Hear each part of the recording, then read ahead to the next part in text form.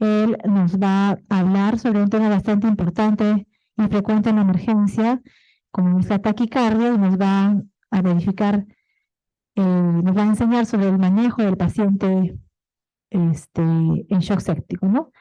El tema es taquicardia, el paciente está infectado, manejo inicial del shock séptico. Invitamos al doctor Peso para que pueda dar inicio a su presentación. Bueno, primero que nada agradecer a los organizadores por la invitación a participar de este evento.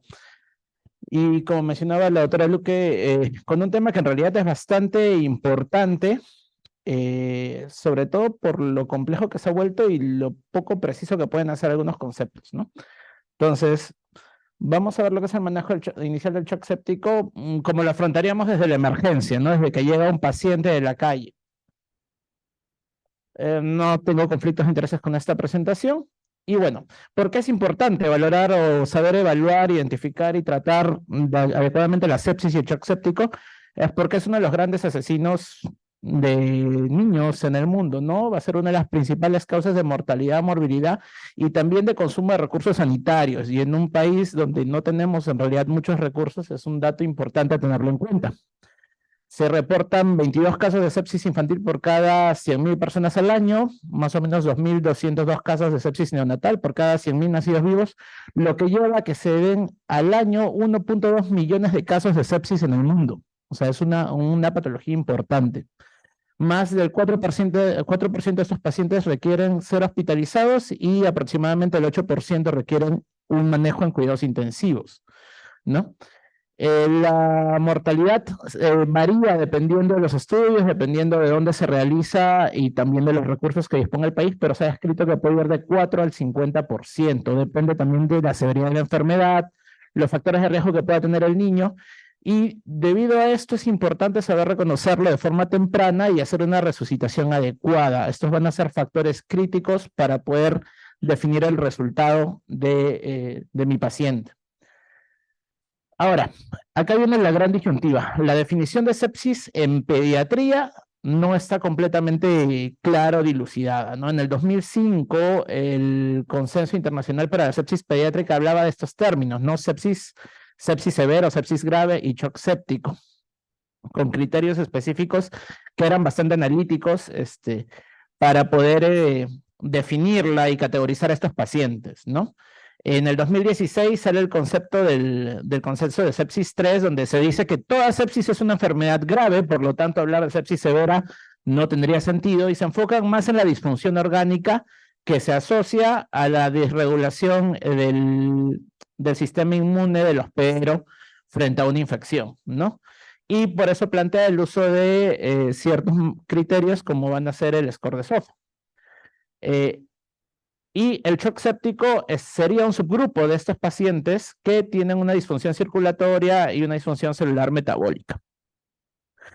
Para recordar un poquito estas definiciones, y por qué todavía recordar esta definición del 2005, porque los conceptos vertidos en sepsis 3 todavía no tienen tanto, por así decirlo, afianzamiento en lo que es el ámbito pediátrico. La mayoría de estudios, cuando vemos estudios sobre sepsis en pediatría, hablan todavía de estos conceptos de sepsis, sepsis grave y shock séptico, ¿no?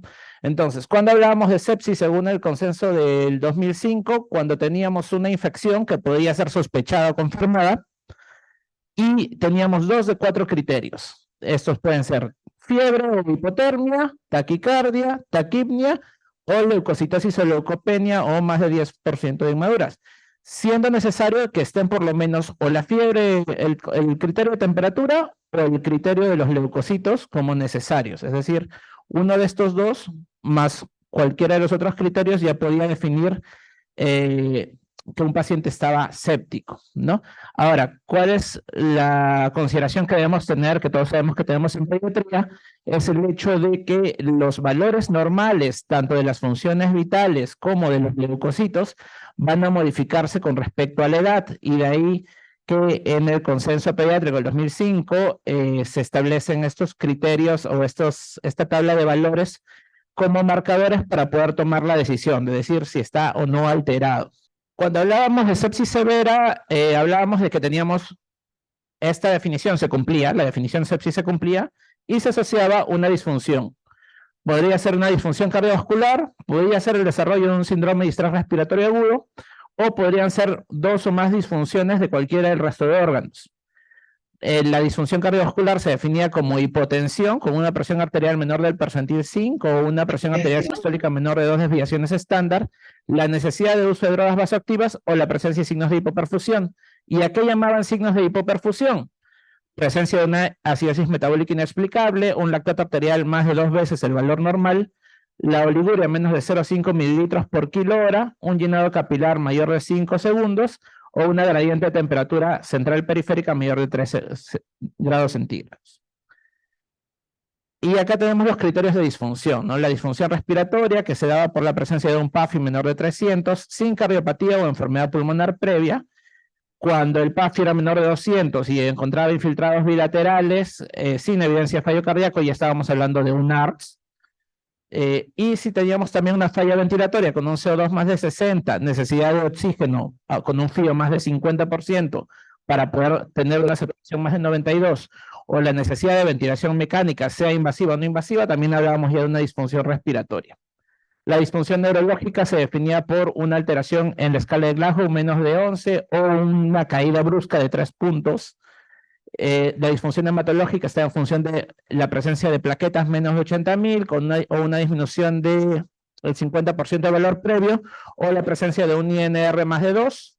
La disfunción renal, un incremento de la creatinina sérica 2 veces el valor límite para la edad o el valor basal del paciente, en caso de un paciente con patología crónica.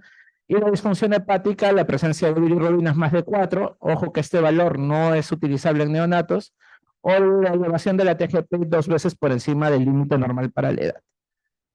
Y shock séptico era básicamente un subgrupo de estos pacientes que tenían una disfunción cardiovascular que no mejoraba con la administración de fluidos y requería la necesidad de drogas vasoactivas, ¿no? Las definiciones las conocemos.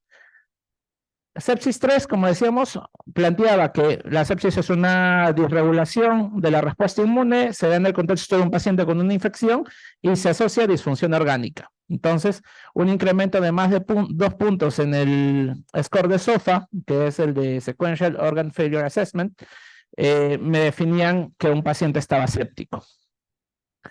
Ahora, esto, como vemos, requiere no solo de estudios laboratoriales, sino también de varios valores. Esta es la adaptación del SOFA adaptado a población pediátrica, donde vamos a tener valores referenciales diferentes para cada grupo etario, ¿no? Y shock séptico, según Sepsis 3, se definía como a un subgrupo de estos pacientes que necesitaba el uso de vasoactivos a pesar de haber recibido una adecuada expansión de volumen. Como vemos, Sepsis 3 se enfoca mucho solo en la disfunción orgánica, y por lo tanto, cuando ya yo encuentro disfunción orgánica, ya el proceso está avanzado, entonces no sería la definición ideal para poder yo identificar prontamente a estos pacientes, ¿no? En el 2020 sale la primera guía de Surviving Sepsis Campaign enfocada específicamente al shock séptico pediátrico y a la sepsis con disfunción orgánica. Y en realidad ellos plantean que frente a toda esta diversidad de definiciones, el shock séptico básicamente es una infección severa que lleva a una disfunción cardiovascular. Y esta disfunción cardiovascular se va a manifestar o como hipotensión, con necesidad de vasoactivos, o como una perfusión alterada. Y es importante tener en cuenta lo de la perfusión alterada porque sabemos que los mecanismos fisiológicos compensatorios del niño van a permitir que éste mantenga una presión arterial normal hasta muy avanzada la enfermedad. De ahí que tengamos los conceptos claros en pediatría del shock compensado, que es aquel niño con hipoperfusión pero que mantiene una presión arterial normal, y un shock descompensado, aquel niño que ya sus mecanismos fracasaron y por lo tanto va a presentarse hipotensión. Teniendo más o menos una idea de a qué nos estamos enfrentando, vamos a ver cómo lo abordaríamos. ¿Cómo llega un paciente? Cuando un paciente llega a emergencia, siempre le digo esto a los residentes, lo primero que debemos hacer es observar al paciente, porque el paciente nos va a dar información sobre qué tan grave está llegando. ¿Cómo? Por medio de esta herramienta que es el triángulo de evaluación pediátrica, ¿no? Entonces, yo necesito identificar de todos los pacientes que me llegan, de los 50, 60, 70 niños que me llegan a mi emergencia, ¿cuál niño de estos podría estar potencialmente séptico o potencialmente grave? Y mi primer paso va a ser evaluar el triángulo de evaluación pediátrica.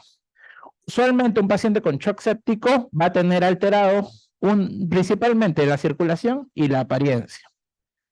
Y si yo tengo un triángulo de evaluación pediátrica alterado, sea en uno o dos o los tres lados, y esto está asociado a fiebre, lo debo catalogar como una sepsis probable y manejar o activar mi protocolo de atención adecuado.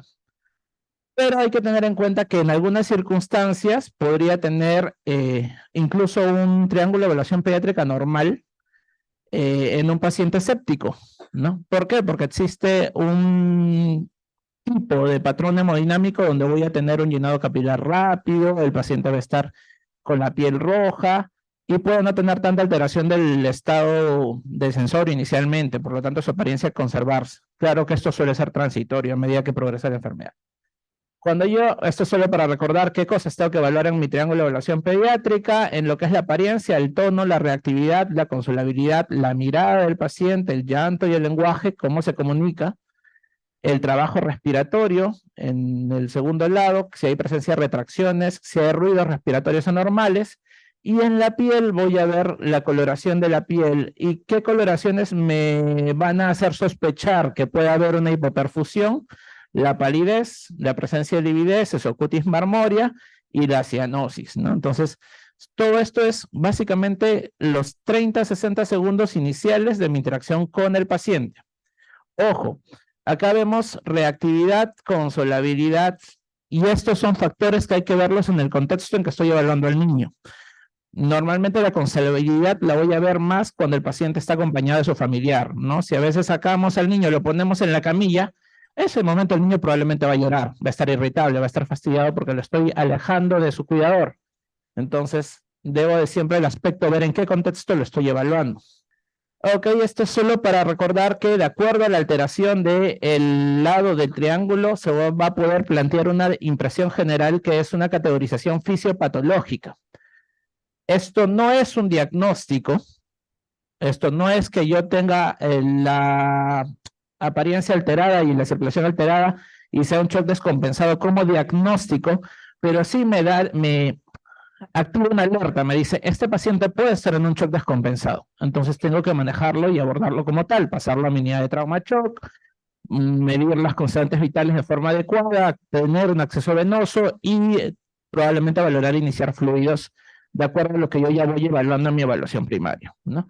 Entonces, luego de esto, que es, como decimos, el primer minuto de aproximación al paciente, vamos a la evaluación primaria, ya sabemos con la regla del ABCDE.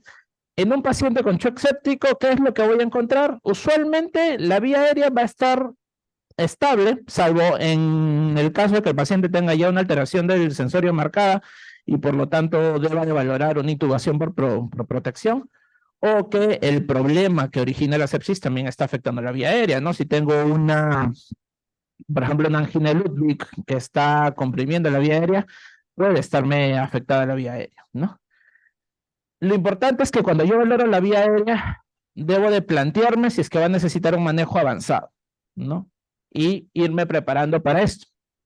Lo otro, usualmente lo vamos a evaluar junto con la respiración, con la B, que podemos encontrar taquipnia. Inicialmente, el paciente séptico y con shock séptico va a estar taquipneico sin muchos signos de dificultad respiratoria, básicamente por la acidosis metabólica que presenta. Pero hay que recordar que podría haber signos de dificultad respiratoria, incluso una auscultación patológica, ya sea por la causa de la sepsis, si es un paciente con una neumonía, vamos a tener una auscultación patológica, o ya en los casos de que sea un paciente con una enfermedad que ha progresado y, por ejemplo, está haciendo un edema de pulmón. En cualquiera de los casos, siempre debo posicionar al paciente, valorar la necesidad de algún manejo avanzado de la vía aérea, dar oxigenoterapia al 100% y iniciar mi monitoreo, ¿no? Con saturación de oxígeno, lo básico, y si tengo la posibilidad de usar un capnógrafo expirado no invasivo, sería genial. Y debo dar el tratamiento específico si es que voy identificando algún problema. Si el paciente tiene, por ejemplo, broncoespasmo, podría iniciar betados agonistas. Si es que escucho algún estridor, podría iniciar una nebulización con adrenalina. El hecho que yo identifique un problema cuando voy viendo la A y la B implica de que yo tome una decisión de ir iniciando alguna terapia, aunque no tenga el diagnóstico final. Y luego nos vamos a la C, que tal vez va a ser el lado más afectado en el paciente con sepsis y shock séptico. Entonces, en la circulación, ¿qué tengo que evaluar? Lo que mencionábamos y el motivo del tema, ¿no? La taquicardia, ¿no? El paciente séptico normalmente va a estar taquicárdico. Va a estar bradicárdico cuando la enfermedad ya progresó y estamos en las últimas etapas, probablemente en un shock descompensado, paciente hipotenso, ya con disfunción miocárdica. ¿Puede estar bradicárdico? Sí. Presión arterial, que recordemos en un primer momento puede estar normal, y cuando ya esté hipotenso el paciente también estamos hablando de una enfermedad avanzada. El llenado capilar, que va a ser uno de los signos más importantes para orientarnos de primera instancia en la posibilidad de que este paciente esté hipoperfundido, y otros signos de hipoperfusión como la cutis marmorea, la frialdad distal. Debo de hacer un monitoreo constante de la frecuencia cardíaca y la presión arterial. Debo buscar accesos vasculares, 2 vías periféricas del mayor calibre que pueda colocarle al niño. Y si no se consigue prontamente, debo de ir rápidamente a un acceso intraóseo, ¿no? Lo ideal es de que en este momento yo ya tome mis exámenes auxiliares al momento de de hacer el acceso vascular para poder ir procesando lo que fuera necesario, si tengo que buscar las disfunciones, o si es que tengo, por ejemplo, que cruzar sangre, tener en cuenta todas las posibles cosas que pueda necesitar. E iniciar la fluidoterapia, que vamos a discutir un poquito más adelante con más precisión. Hay que recordar que existen descritos patrones de shock clínicos, como shock frío y shock caliente. El shock frío es el clásico, ¿no? El paciente que llega con piel fría, marmorea, con un llenado capilar lento. Pero existe también el paciente que llega rojo, con la piel caliente, con pulsos saltones, con un llenado capilar muy rápido, y este paciente suele sí estar hipotenso desde el inicio, ¿no? Que se da por un efecto de vasodilatación sistémica. Estos patrones es importante reconocerlos porque pueden orientarnos a qué medidas terapéuticas tomar, aunque como veremos adelante, actualmente ya se consideran que no es suficiente el patrón clínico de shock, sino que debemos de usar otras medidas. El déficit es para valorar el nivel de conciencia. Tengo que valorar pupilas, ver si hay alguna afectación del sistema nervioso, y algo importante, valorar glicemia, ¿no? ¿Cuánta está la glucosa de este paciente? La hiperglicemia en el contexto de una sepsis es de mal pronóstico. Y haré una exposición. Desnudaré completamente al paciente, buscaré un foco infeccioso, tengo una celulitis, una articulación inflamada, tenga un exantema, que pueda ser, digamos, un exantema purpúrico, que me pueda hacer sospechar de una meningococcemia. Y frente a eso, una vez que identifico estos datos, cubriré nuevamente a mi paciente para evitar la hipotermia, porque no debo ir ni a la hipertermia ni a la hipotermia. Entonces, y luego pasaré a mi evaluación secundaria, que básicamente es hacer mi historia clínica, lo más detallada posible, pero siempre dirigida al problema que tiene el paciente para identificar cuál es la causa, dónde está la posible infección y qué otros datos me van a ayudar a iniciar el tratamiento específico para este paciente. Ok, entonces, frente a, esa es como yo voy a ir abordando al paciente. Ahora, una vez que en este interín que voy haciendo mi evaluación primaria y mi evaluación secundaria, yo voy a llegar a categorizar a este paciente y voy a decir, este paciente está con un shock probablemente séptico. Entonces, debo de activar mi sistema de medidas, y para eso es muy importante el tener guías. ¿Por qué? Porque esta patología es muy variable en sus formas de presentación. Los niños pueden ser los datos muy sutiles, y debe de tratarse de una forma relativamente agresiva, es decir, en cuanto a actuar rápido, porque en este caso el tiempo o la demora en hacer las intervenciones puede perjudicar el pronóstico del paciente, ¿no? ¿Qué es lo importante tener en cuenta? Que estas guías se basan en recomendaciones internacionales. Hay la recomendación del establecimiento de paquetes de atención, de manejo, pero deben ser adaptadas a la realidad en la cual estamos laborando. No, de nada me sirve a mí guiarme de lo que pueda decir el Colegio Americano de Medicina y Cuidados Críticos, si es que, por ejemplo, ellos me dicen de que inicie norepinefrina, pero en mi hospital no tengo norepinefrina, o no es tan rápidamente disponible, ¿no? Entonces, tengo que adaptar estas guías a una guía de manejo institucional que sea con la cual yo me voy a orientar para manejar a mi paciente, ¿no? En general se plantea el uso de bundles o paquetes de cuidado del paciente que buscan identificar cuáles son las medidas más importantes en ese momento, ¿no? Entonces, inicialmente se planteaban 4 paquetes, que era detección temprana, reanimación inmediata y sensible en el tiempo, estabilización con adecuado monitoreo, medición continua de los procesos y corrección de lo realizado. Luego, esto planteado por el Colegio Americano de Cuidados Críticos, pero los británicos en la guía NICE añaden un 5º paquete, que es un paquete de referencia o derivación oportuna, porque se debe contemplar de que, si bien ahorita estamos acá en el Hospital Cayetano, que es un hospital nacional que tiene capacidad resolutiva, y yo trabajo en el Instituto Nacional del Niño, que también tiene capacidad resolutiva, la sepsis no solo se presenta en esos hospitales, ¿no? La sepsis se presenta en cualquier parte del país, y por lo tanto debe haber una identificación y una referencia oportuna de estos pacientes. Esto es más o menos el resumen de los paquetes que los vamos a ver. En los que vamos a ver ahora, enfocados básicamente en la emergencia, van a ser los 2 primeros, ¿no? Lo que es el reconocimiento y lo que es la reanimación. La estabilización ya está más enfocada a un manejo en cuidados intensivos a largo plazo para ir corrigiendo las disfunciones que se van presentando, a la par de que vamos tratando la infección y vamos llevando a que el paciente sobrelleve el proceso. El concepto de referencia está al hecho de que si yo no tengo la capacidad, debo prontamente buscar ayuda, ya sea por teleasistencia, o ya sea refiriendo al paciente para que sea manejado en un lugar con mejor capacidad resolutiva. Y el control de procesos es más una cuestión de gestión de la calidad de la atención, que implica que yo debo de, una vez que he atendido a mi paciente, este paciente, sea cual fuera el resultado, yo debería de valorar cómo ha sido atendido para ver cuáles son las opciones de mejora en mi establecimiento, ¿no? Entonces, en reconocimiento hay que pensar que todo niño agudamente enfermo, todo niño grave, debo plantearme la pregunta: ¿podría tener sepsis? ¿Podría estar en un shock séptico? Y por lo tanto debería hacer un tamizaje, ¿no? Para hacer un reconocimiento rápido, identificar sobre todo aquellos pacientes que tienen riesgo.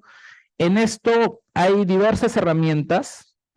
Surviving Sepsis resalta esto, que es el uso de historias clínicas electrónicas, porque, y esto tuve la oportunidad de verlo en persona cuando roté en Estados Unidos, el sistema de historia clínica electrónica tenía automáticamente una alarma de sepsis.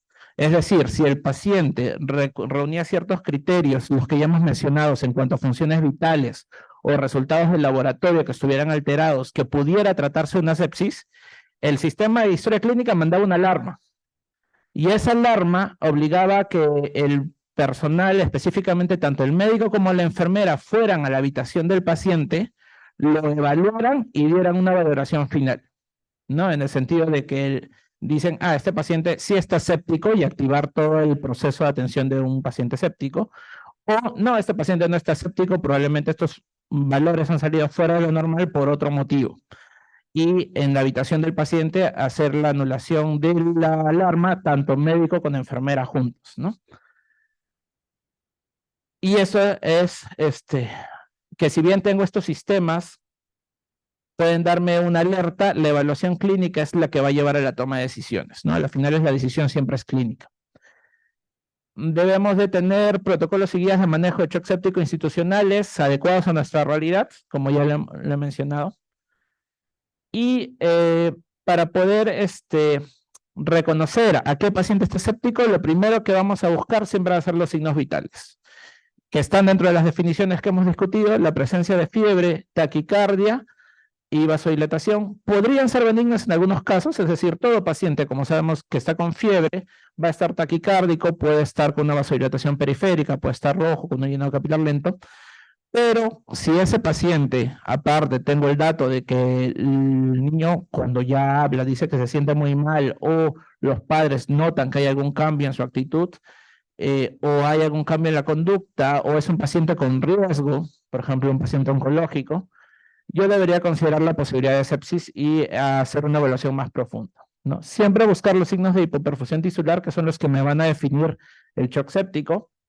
Recordar que la hipotensión es tardía, y que, como mencionaba, cuando el shock todavía no está hipotensivo, cuando es un shock compensado, la mortalidad es de 5 a 7%, mientras que cuando ya la presión arterial se ve alterada, ya estamos frente a una mortalidad del 30%, ¿no? Los perfiles que habíamos mencionado de shock frío y shock caliente los debo describir, sí, pero estos no van a reflejar estrictamente cómo está la hemodinamia de ese paciente, y probablemente sea necesario el uso de monitoreo avanzado. clásicamente se hablaba de la medición de la presión arterial invasiva, que va a permitir hacer un análisis de la onda de presión arterial, o el medir la presión venosa central también para poder calcular, por ejemplo, la presión de perfusión tisular. Pero últimamente el uso de ultrasonido al pie de la cama puede ayudar también a identificar ciertas variables hemodinámicas que me puedan ayudar a categorizar adecuadamente a este paciente.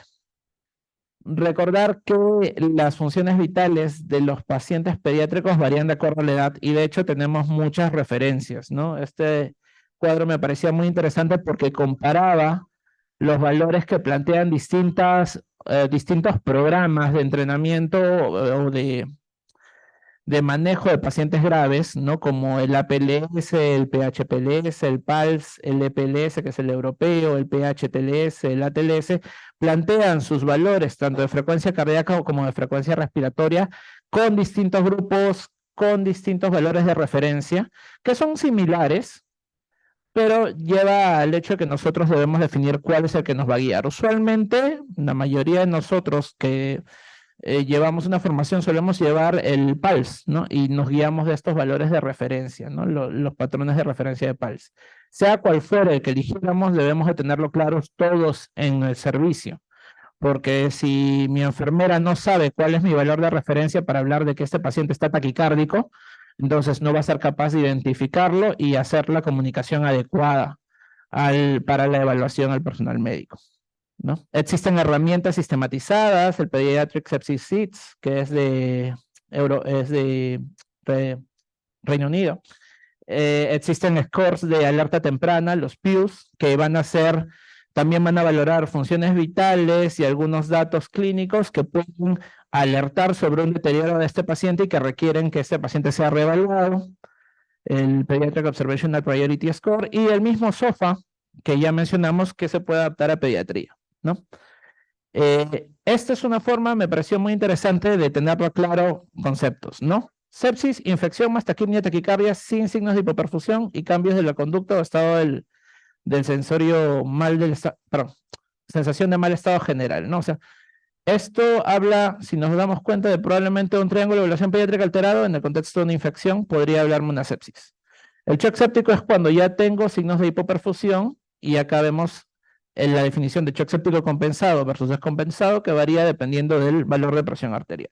Este esquema es del Hospital de Niños Acosta Ñu de Paraguay y es un sistema de alerta temprana que está integrado a su sistema de triaje.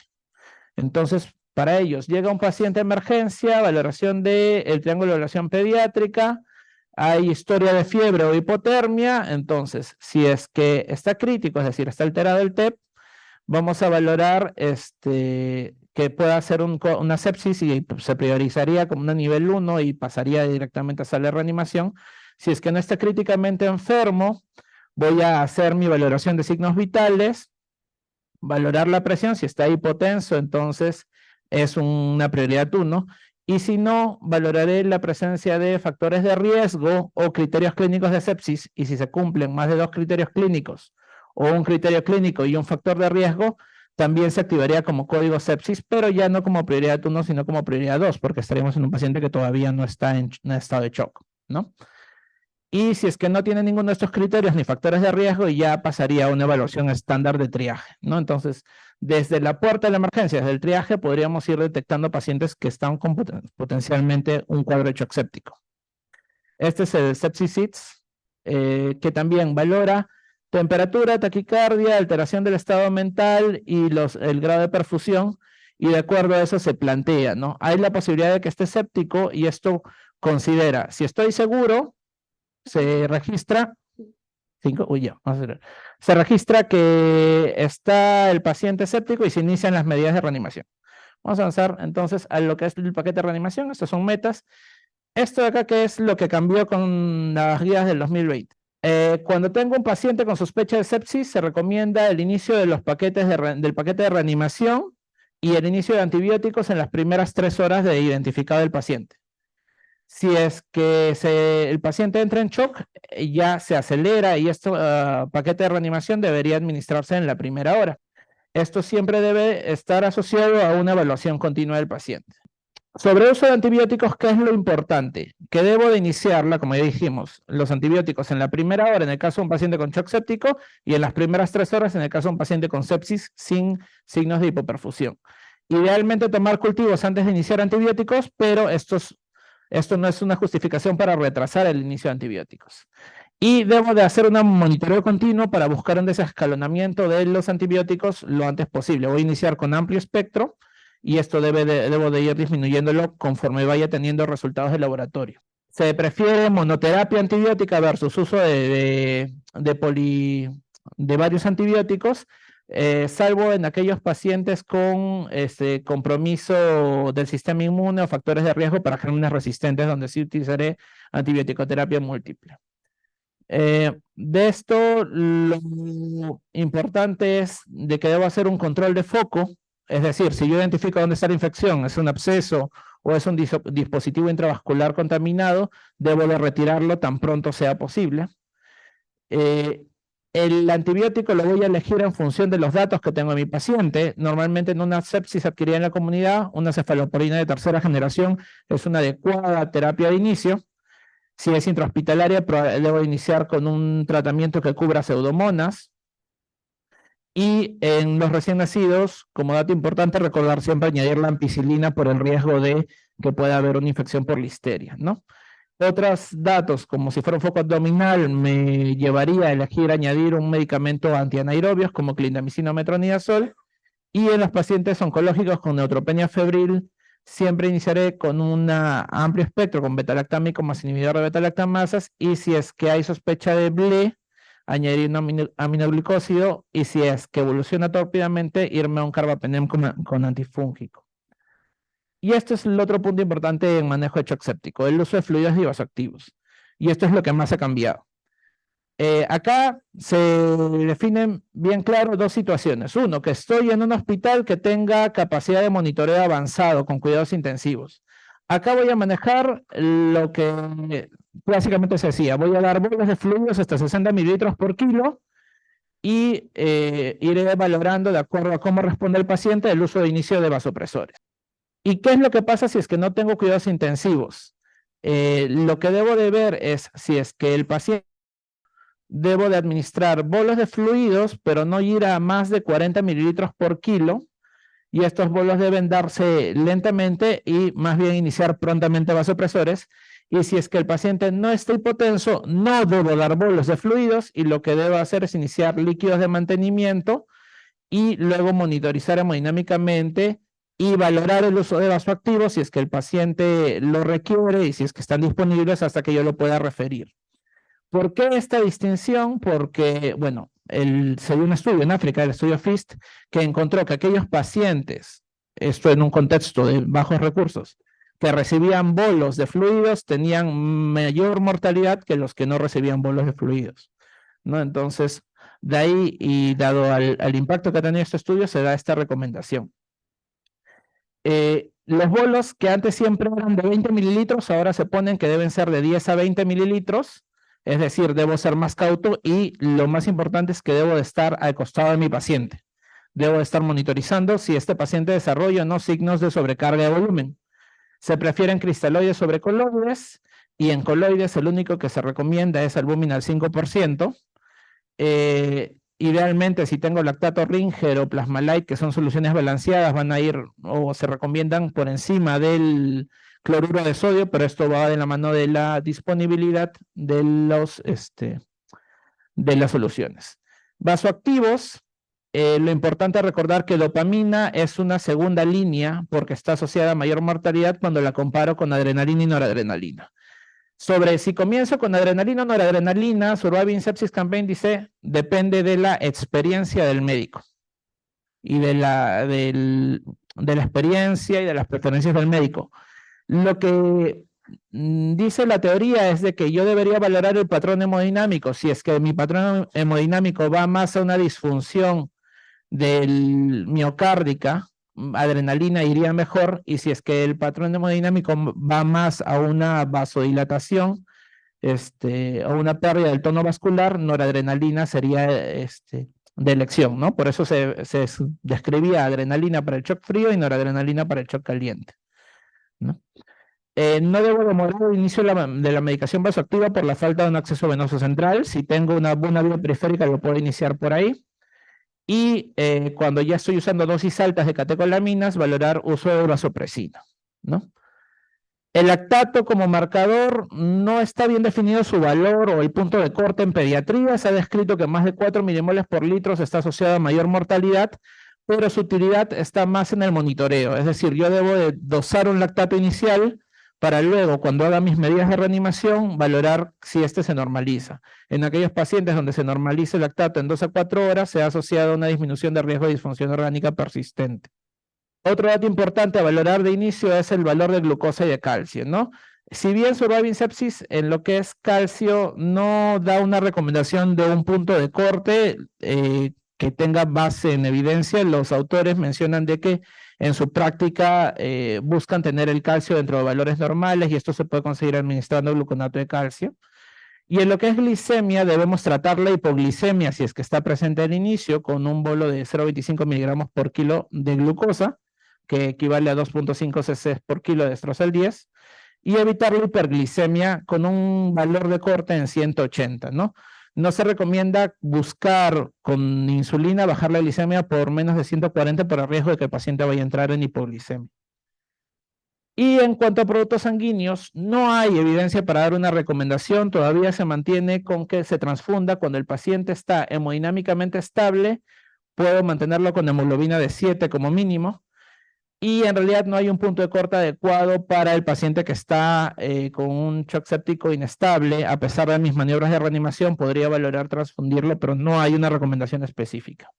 No se recomienda transfusiones profilácticas ni de plaquetas ni de plasma frente a trombocitopenia o alteraciones de la coagulación si es que el paciente no está sangrando. Y la valoración de la intubación endotraqueal solo por el cuadro de shock séptico ya es una valoración individual del médico que está tratando al paciente, ¿no?